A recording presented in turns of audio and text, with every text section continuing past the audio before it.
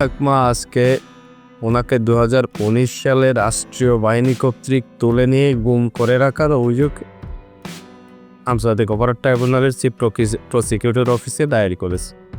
অভিযোগে উনি স্পেসিফিক্যালি বলেছেন যে তদানীন্তন প্রধানমন্ত্রী শেখ হাসিনার উনি চক্ষুশূল ছিলেন বিশেষ কারণে, যেহেতু উনি ইউপিডিএফের নেতা ছিলেন এবং আদিবাসী অধিকার নিয়ে কথা বলতেন, অ্যাজ ওয়েল এজ পার্বত্য শান্তি চুক্তি যে ফান্ডামেন্টাল প্রবলেমগুলো ছিল এগুলো নিয়ে ওনারা অ্যাডভোকেসি করতেন। এই কারণে Sheikh Hasina by name Michael চাকমাকে চিনতেন এবং একটা জনসভায় সে সময়ে স্পেসিফিক্যালি হুমকি দিয়েছিলেন যে এইখানে যারা ওনার জনসভায় সমস্যা করেছে অথবা পার্বত্য শান্তি চুক্তি বাস্তবায়ন অথবা আদিবাসী অধিকার নিয়ে যারা কথা বলে তাদেরকে উনি দেখে নেবেন। এবং সাবসিকুয়েন্টলি এর কিছুদিন পরে মাইকেল চাকমাকে রাষ্ট্রীয় বাহিনী কর্তৃক তুলে নেওয়া হয় এবং 5 বছর পর্যন্ত আয়নাগরে রেখে পরবর্তীতে জুলাই-অগাস্ট বিপ্লবের পরে তাকে ছেড়ে দেওয়া হয়।